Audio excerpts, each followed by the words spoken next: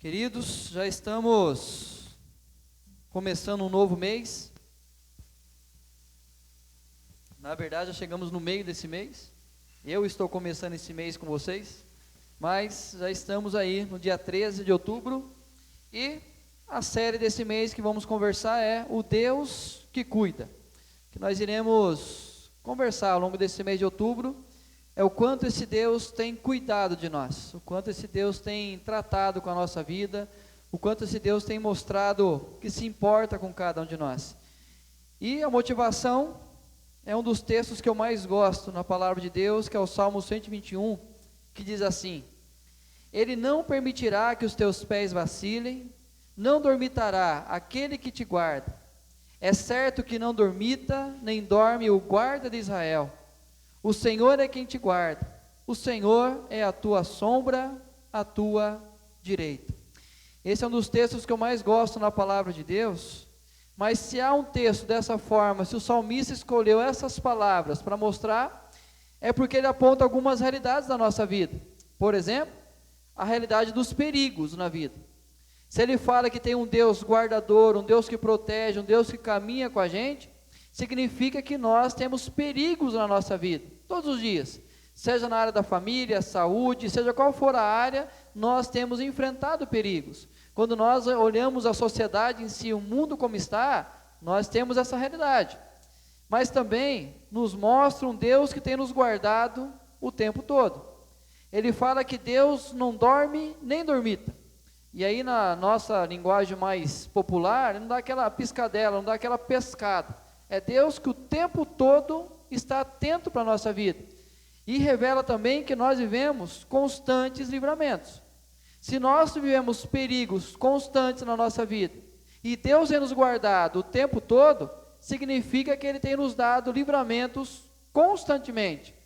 Estava procurando alguma história sobre livramento, eu encontrei essa frase de Fabiana Dainese que eu achei interessante. O livramento é daquelas coisas que quando acontecem, levam tempo para cair a ficha, compreender e assimilar os fatos, pois o livramento nos encanta, nos inebria e se torna inesquecível em nossa mente e coração. Essa é a experiência que nós temos diante de um livramento. Mas, queridos, o grande problema é como nós interpretamos equivocadamente alguns livramentos da nossa vida. Por exemplo, nós relacionamos a nós mesmos. Se não fosse a minha habilidade, a minha capacidade, se não fosse tão esperto, eu não teria passado por esse livramento.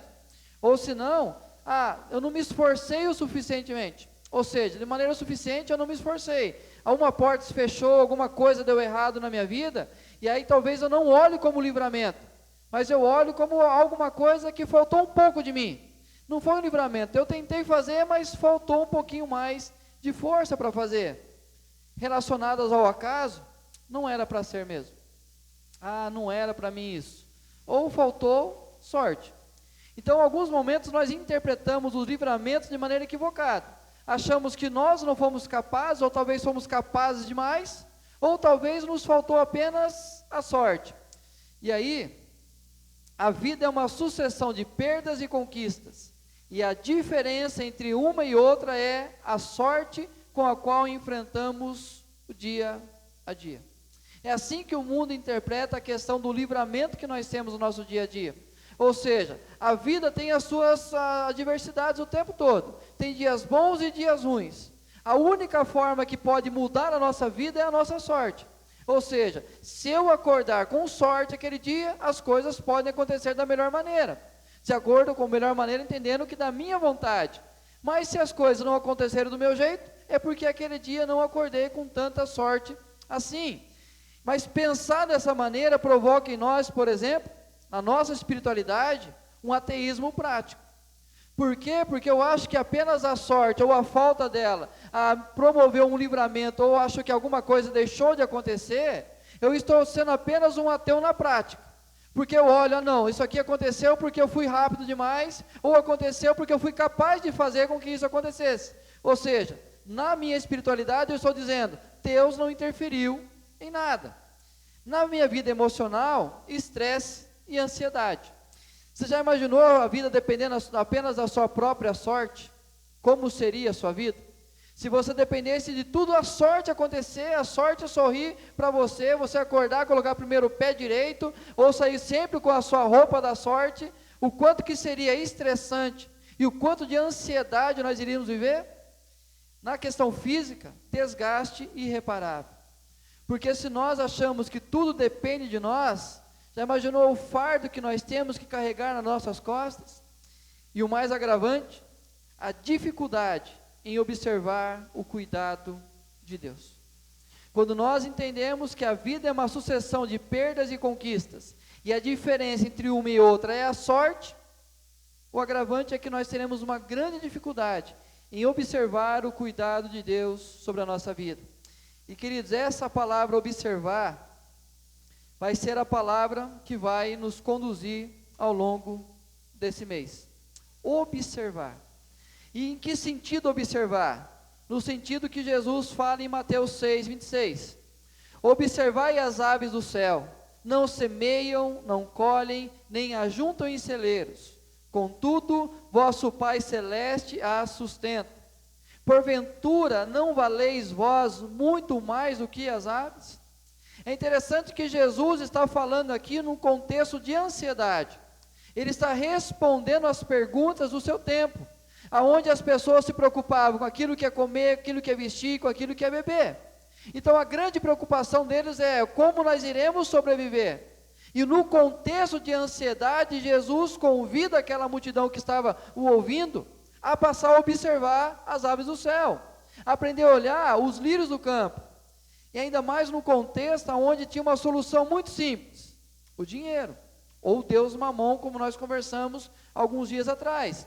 Porque apenas tendo dinheiro você compra a sua roupa, você compra a sua água, você pode ter a tranquilidade do seu dia a dia. Então imaginar que no contexto onde eles viviam a grande ansiedade, a preocupação do seu dia a dia, e tinha uma resposta muito prática que era o dinheiro, por que Jesus não dá dinheiro àquelas pessoas?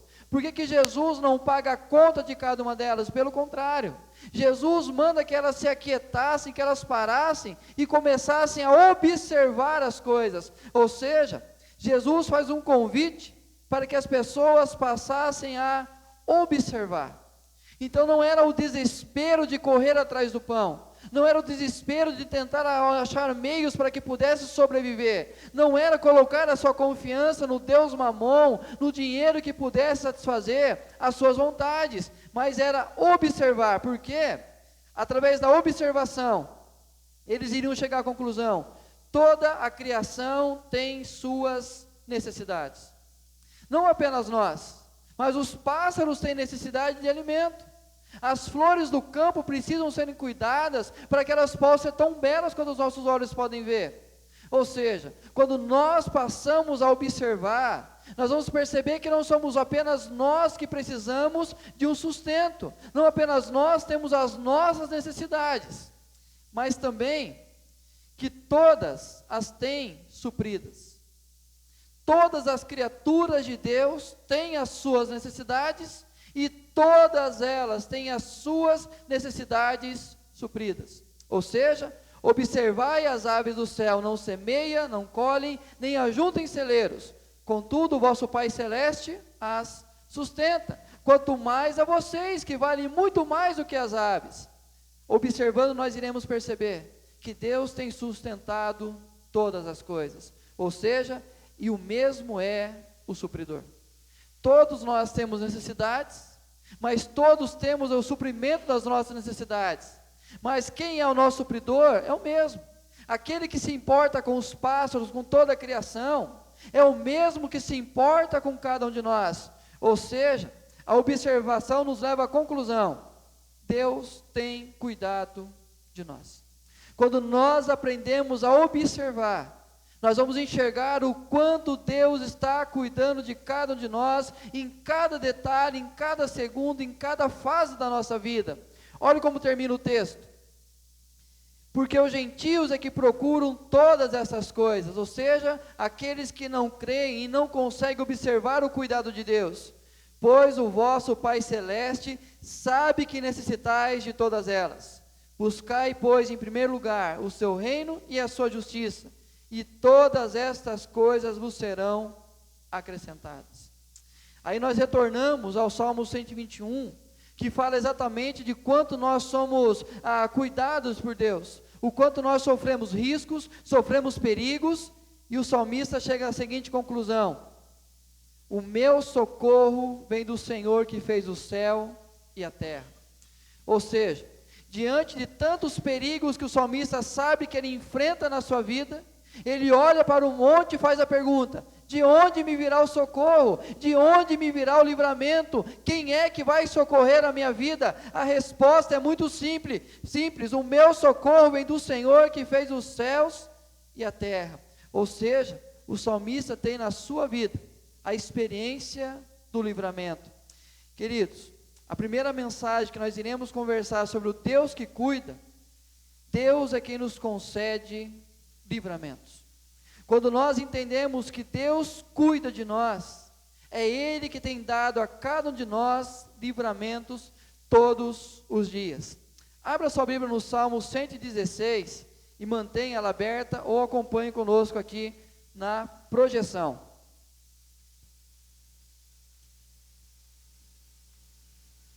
Salmo 116, iremos apenas no início ler do versículo 1 ao versículo 9.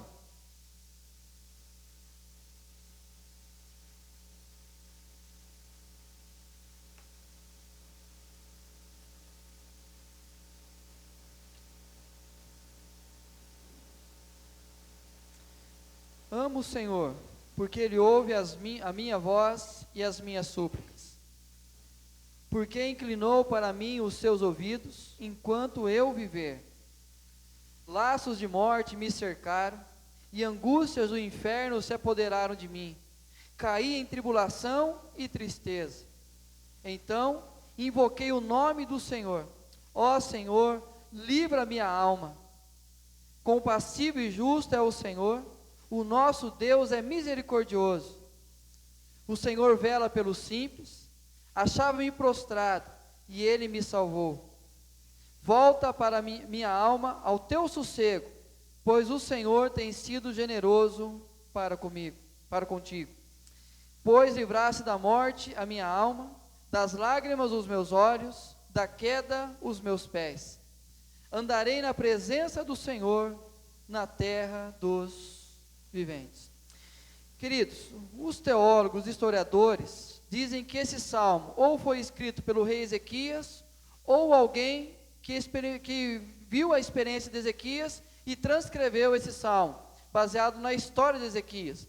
E o contexto por trás desse texto mostra uma experiência pessoal do rei Ezequias liderando a nação de Israel, num combate agora com o grande rei da Síria, o exército mais poderoso do seu tempo. E o rei Ezequias busca a presença de Deus, lidera o seu povo, lidera o seu exército, e eles vencem a grande batalha.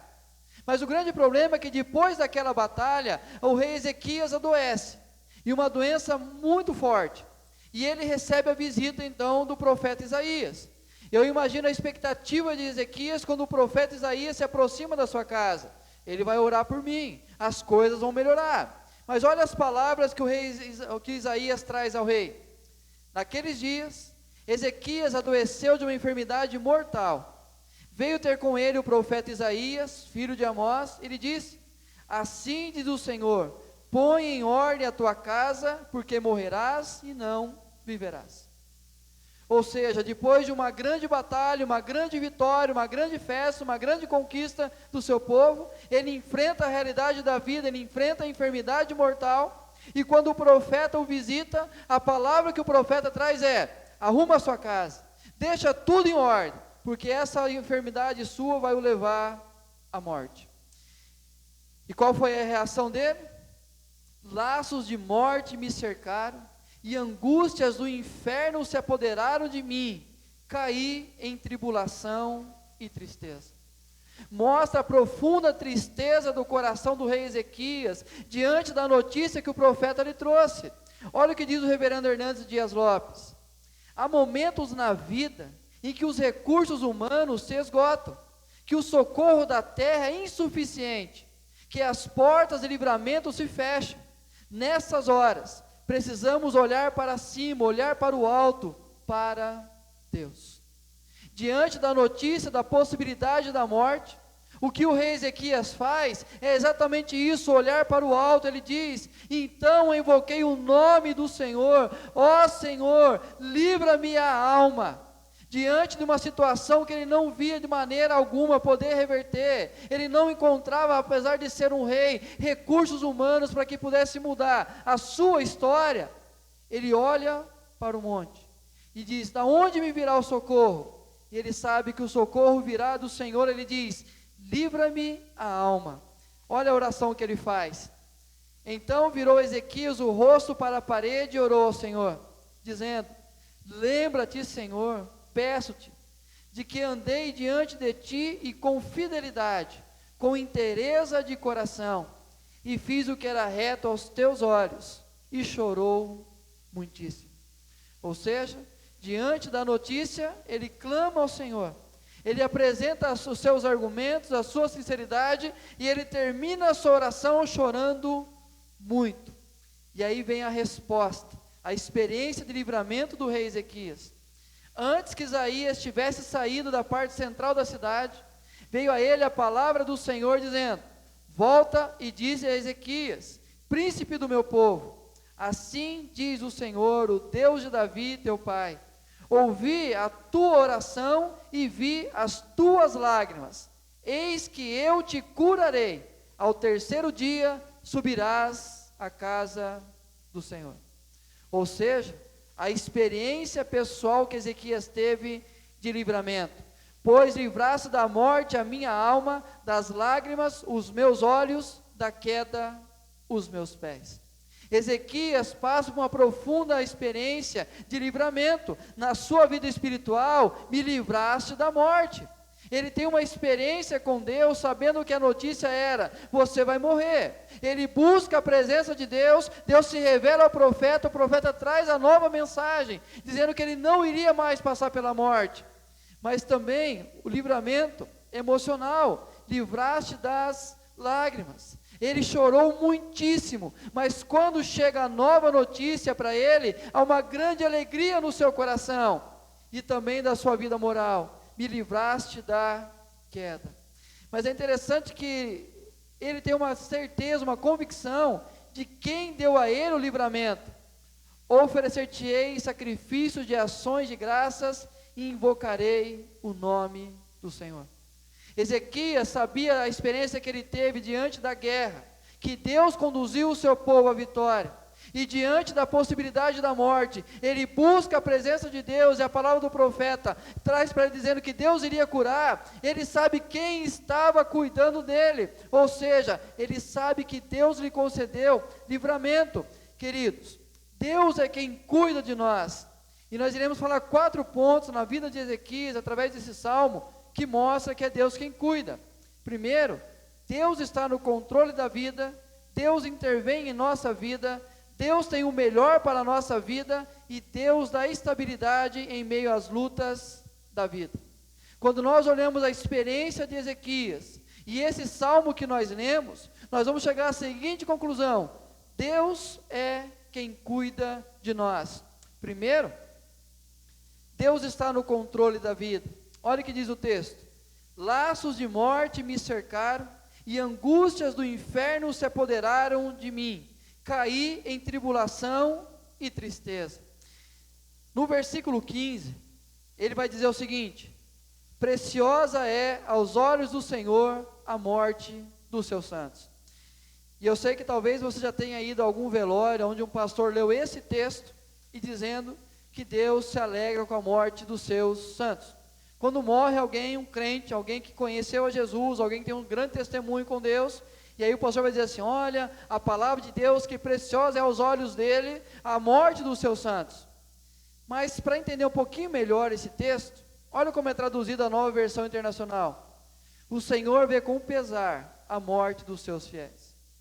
Ou seja, o precioso aqui não é um sentido de custoso, algo caro demais. Por quê? Porque nós não fomos feitos para a morte.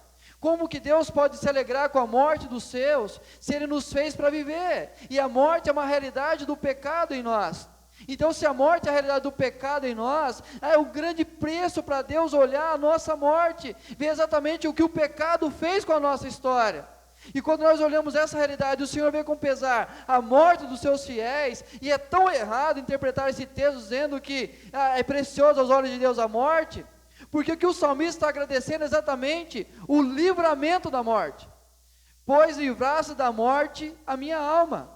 Ou seja, o que o salmista está agradecendo a Deus aqui, é porque Deus não permitiu que aquela enfermidade o levasse à morte.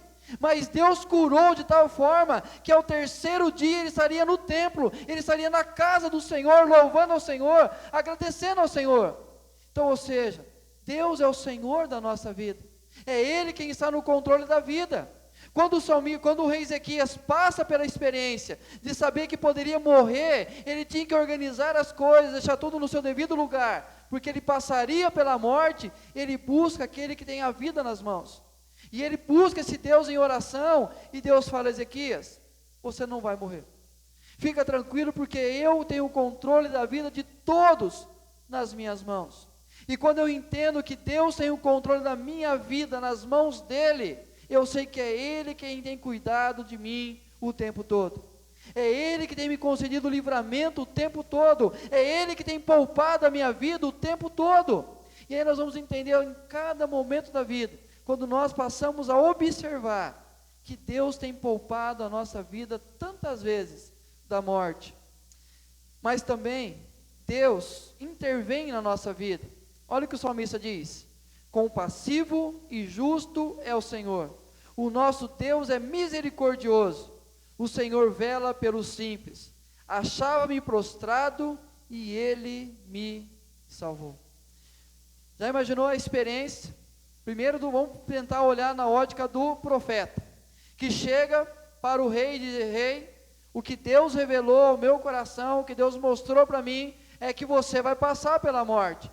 E aí se despede dele, dá um abraço nele, sabendo que era a última vez que iria ver o rei, e vai embora. E de repente ele chega no meio da cidade, ainda não saiu da cidade, está no centro dela.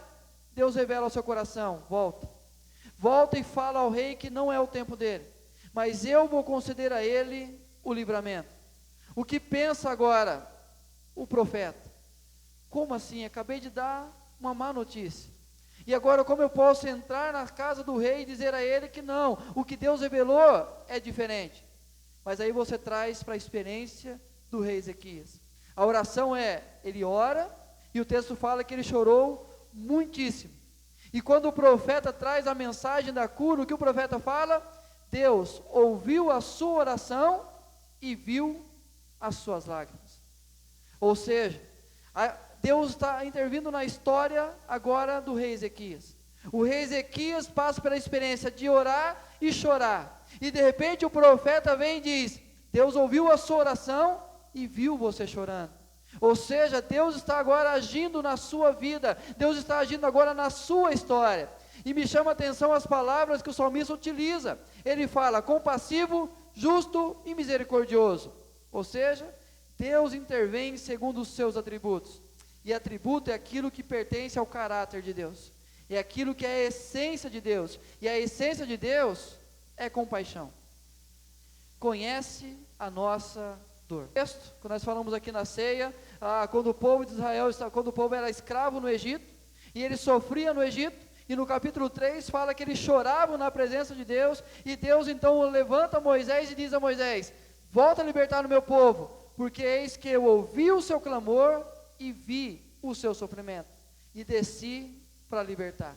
Ou seja, Deus conhece as nossas orações, mas muito mais do que isso, Ele conhece as nossas dores, Ele sabe dos nossos sofrimentos, Ele sabe das nossas angústias, e Ele pode se compadecer de cada um de nós, porque em Hebreus vai dizer que nós temos um sumo sacerdote, que pode se compadecer. Por quê? Porque Ele se fez homem como cada um de nós. Jesus passou pelas mesmas limitações, pelas mesmas provações, teve os mesmos sentimentos. Ou seja, esse Deus conhece a nossa dor, e Ele intervém na nossa vida exatamente por causa da sua compaixão.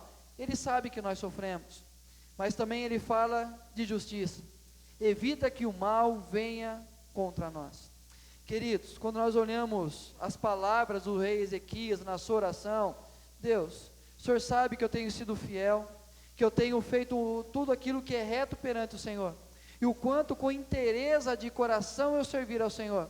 Agora, seja misericordioso para comigo, poupe a minha vida, ou seja, Deus age com justiça. Nós não ficaremos à nossa própria sorte, é Deus quem conduz a nossa história, e Ele sabe exatamente aquilo que nós merecemos, aquilo que é nosso, aquilo que Ele vai dar o controle, dizendo assim: fica tranquilo, porque tudo na sua vida eu vou agir com justiça, eu não vou ser injusto com você no tempo algum, eu vou sempre cuidar de você de acordo com aquilo que eu entendo que é a justiça. Mas Ele termina falando de misericordioso, para nos amparar em nossas fraquezas. Misericórdia, a miséria do nosso coração, ou seja, aquele momento de maior angústia, de maior tristeza, o momento que as nossas fraquezas são passadas para Deus, Ele vai intervir na nossa história, é onde Ele vai agir e vai cuidar de cada um de nós. Queridos, Deus intervém. Algumas linhas teológicas dizem que Deus, Ele fez como a nossa vida como um relojoeiro, nos fez, deu corda e nos deixou a nossa própria sorte. E assim não age no nosso dia a dia, não age na nossa vida.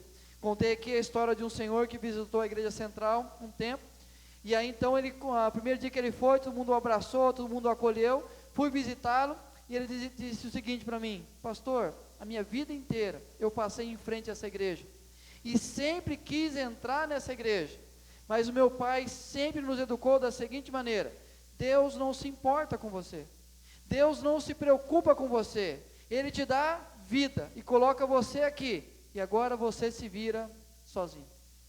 E queridos, a vida inteira ele enfrentou dessa maneira, achando que Deus não agia na sua história. E quando nós não observamos, nós não iremos encontrar um Deus que intervém na nossa vida. Quando nós nos preocupamos tanto com a correria do dia a dia, quando nós nos preocupamos em tentar resolver a vida do nosso jeito, nós não iremos observar que Deus está agindo em cada detalhe da nossa história. Mas também, Deus tem o melhor para a nossa vida. Olha o que o salmista diz: que darei ao Senhor por todos os seus benefícios para comigo? Tomarei o cálice da salvação e invocarei o nome do Senhor. Ele sabia que Deus tinha o melhor para a sua vida, e ele diz assim: o que eu vou dar para esse Deus? Se Ele tem o melhor para oferecer para mim, o que eu posso oferecer de tamanha importância para Ele? Maneira bem simples: quando você é convidado para o aniversário de uma pessoa muito rica, aí você cai em desespero, porque o que eu vou dar para essa pessoa se ele tem tudo? Eu não vou ter nada para oferecer. É a conclusão que o salmista chega. Que darei ao Senhor por todos os benefícios? O quanto Deus cuidou de mim, o quanto que Deus agiu na minha história, o quanto Deus ofereceu o melhor dele para mim. O que eu vou oferecer? Tomarei o cálice da salvação e invocarei o nome do Senhor em toda a minha vida. E um texto que nós mais conhecemos: sabemos que todas as coisas cooperam para o bem daqueles que amam a Deus, daqueles que são chamados segundo o seu propósito.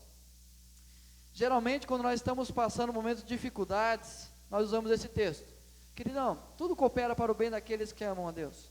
Mas esquecemos o final do texto: segundo o seu propósito. Então, quando Deus muitas vezes nos diz não, é porque o propósito dele é muito melhor.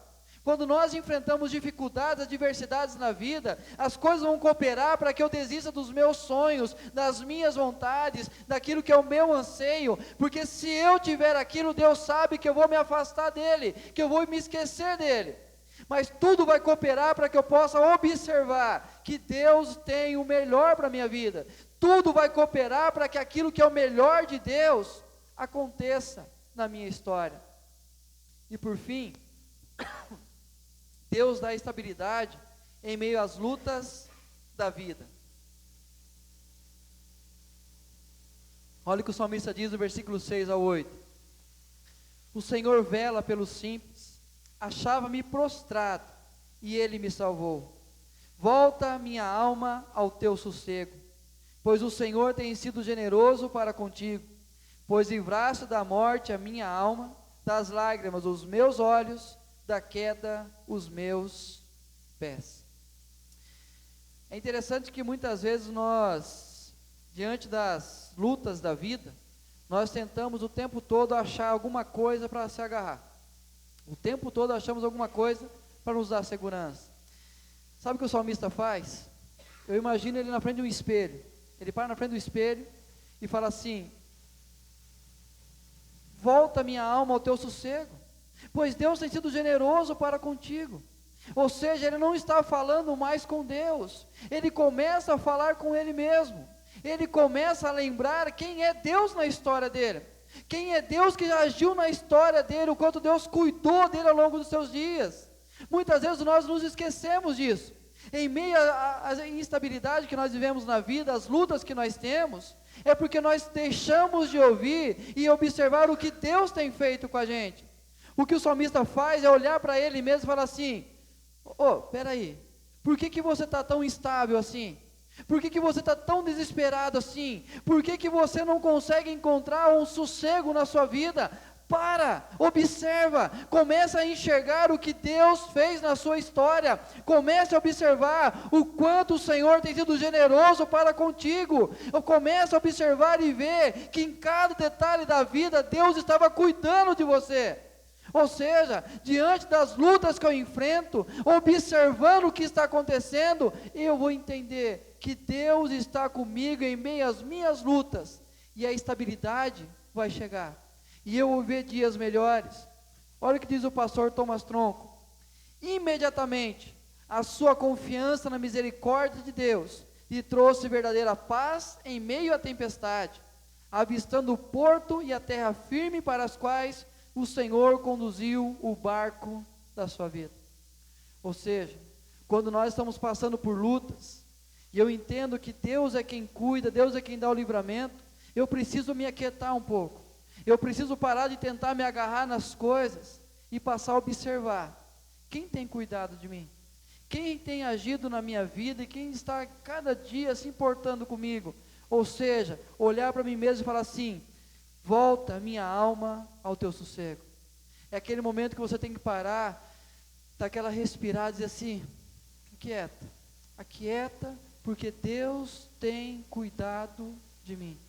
Ele já me livrou contra o rei da Síria, Ele já me livrou contra um exército tão poderoso, e agora me dá a experiência de passar pela possibilidade da morte, mas Ele me deu sobrevida.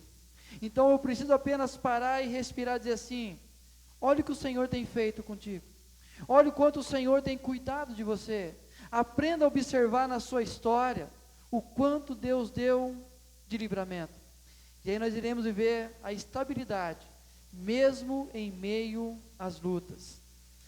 Queridos, a experiência pessoal pelo livramento exige de nós 3 atitudes. A primeira delas, uma oração firmada em um sentimento: amo o Senhor, porque Ele ouve a minha voz. Quando eu passo pela experiência do livramento, a minha oração tem que ser firmada num sentimento que é o amor. Eu não posso apenas olhar o livramento como um acaso e continuar a minha vida, sem demonstrar ou responder ou corresponder àquilo que Deus fez na minha história. Mas quando eu enxergo o quanto Deus tem cuidado de mim, não tem como eu olhar para Ele e não dizer: amo o Senhor, eu amo esse Deus porque Ele ouve a minha voz. Queridos, é impressionante o quanto as igrejas hoje pregam um evangelho mais simples, mais atraente, onde oferece cura, prosperidade, relacionamentos da maneira que você desejar, mas o quanto não ensina essas pessoas a voltarem e declarar o seu amor para com Deus. Porque diante de um não de Deus, elas viram as costas. Diante de um momento de dificuldade, elas questionam o seu Deus. Mas quando nós entendemos que Deus tem cuidado de nós, e é Ele quem tem nos dado o livramento, a minha resposta é: eu não posso deixar esse Deus, eu não posso abandonar esse Deus, pelo contrário, eu amo esse Deus. Ou seja, uma oração firmada em um sentimento, mas também uma relação firmada em uma decisão: andarei na presença do Senhor na terra dos viventes. enquanto Deus me conceder vida, enquanto Deus me der saúde, enquanto Deus me dá esse livramento aqui neste mundo, a minha decisão é essa: andar na presença do Senhor, permanecer na presença daquele que cuida, daquele que intervém, daquele que me dá estabilidade em meio às lutas. Ou seja, abandonar o caminho de Deus não é opção. Abandonar o caminho de Deus e viver a minha própria sorte não é uma escolha, mas é entender que diante do livramento que Deus me dá, a única exigência que Ele faz é: fica comigo, deixa eu continuar cuidando de você. É a música que nós cantamos, onde fala voltar à inocência. Eu já contei a história por trás dessa música, onde um grupo de louvor cresceu a vaidade deles, o ego deles, e aí então eles queriam se tornar sempre o foco de todas as coisas. O pastor os convida a um tempo de reflexão, qual é o verdadeiro sentido da adoração, e aí eles voltam à essência da adoração. E aí muitas vezes nós temos essa mesma vontade de crescer, e vontade de fazer a nossa própria vontade, acreditando que nós podemos andar sem segurar na mão dos nossos pais, porque agora eu sou adulto, agora eu tenho condições de andar sozinhos, mas eu sei que eu sou criança diante de Deus, e eu preciso entender essa realidade, para que eu possa andar apenas na presença dEle, apenas desfrutar dessa intimidade com Ele, mas também um comprometimento firmado em uma atitude. Cumprirei os meus votos ao Senhor, na presença de todo o seu povo, nos átrios da casa do Senhor, no meio de ti, ó Jerusalém, aleluia. Ou seja, esse comprometimento que eu tenho agora, a partir do livramento que eu recebi, não vai ser apenas algo como ele fez no seu quarto, virando o seu rosto para a parede, fez uma oração, Deus deu sobrevida, e ali ficou o acontecimento. Não, todas as pessoas irão saber quem é o Deus que cuida de mim, quem é o Deus que me concedeu livramento, quem é o Deus que diante das lutas me dá estabilidade, quem é o Deus que intervém em cada momento, em cada detalhe, em cada situação da minha história. As pessoas irão perceber, porque o meu comprometimento é firmado em uma atitude. Eu vou cumprir os votos de andar com esse Senhor, de amar esse Senhor, não mais na intimidade do meu quarto, mas diante da multidão, diante das pessoas na casa do Senhor, e no meio da cidade, no meio de Jerusalém, eu vou declarar: Deus tem cuidado de mim. Queridos, o grande desafio nosso, nesse mês de outubro, é aprender a observar o quanto Deus tem cuidado de nós, o quanto Deus tem nos livrado de situações que muitas vezes nós nem sabíamos que poderíamos enfrentar, mas Deus, aquele que não dorme, nem dormita, o guarda Israel. E a oração eu quero fazer de uma maneira diferente hoje. Quero chamar o Jairo aqui na frente. O Jairo, nós sabemos o que aconteceu com ele há quantos dias, Jairo? Dia 30 de setembro. Um dia comum, indo para o trabalho, uma rua que ele passa todos os dias, nos últimos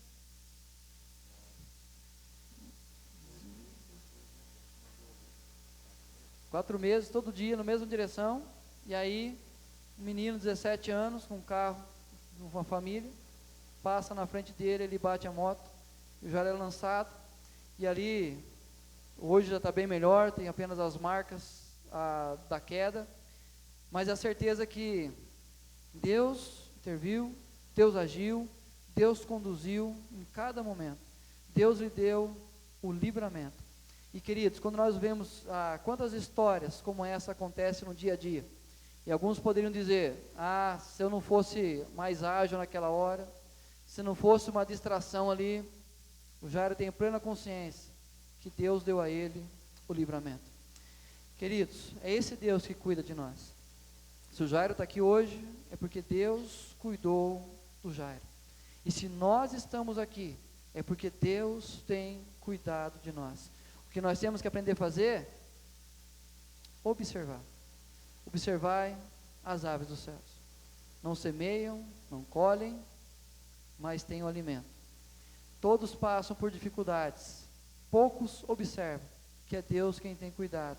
E hoje eu quero agradecer pelo livramento na vida do Jairo, o quanto Deus cuidou dele na sua recuperação, e o quanto Deus deu a ele condições de estar com a gente hoje, para agradecer o que Deus fez na sua vida. Vamos agradecer mais uma vez pela vida do Jairo, e pela nossa vida, o quanto Deus tem dado livramento a cada um de nós.